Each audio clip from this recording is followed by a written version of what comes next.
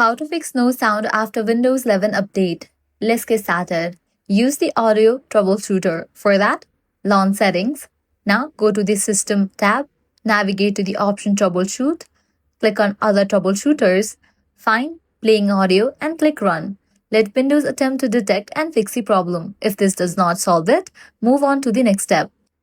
Update audio driver automatically. Open Start, type Device Manager and open it. Expand the section Sound, Video and Game Controllers. Right-click your audio device, click Properties, go to the Driver tab and click Update Driver. Select Search automatically for drivers. If no update is found, choose Source for updated drivers on Windows Update. Manually install High Definition Audio Driver. Go back to the Update Driver option, select Browse My Computer for drivers, then choose Let me pick from a list.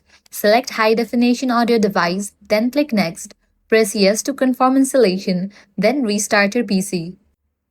Likewise, in Device Manager, right-click your audio device again, click Uninstall Device, then confirm by clicking Uninstall. Restart your PC to automatically reinstall the driver. Set correct playback device. Open Start.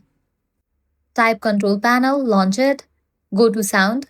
Right-click your active audio device and select Set as Default. If already set, choose Properties.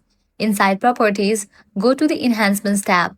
Check the box Disable All Enhancements. Click Apply, then OK. Still inside Properties, switch to Advanced tab. Under Default Format, try changing the bitrate to either CD quality or DVD quality. Click Apply, then OK. And that's it. One of these steps should help you get your sound working again after Windows 11 update.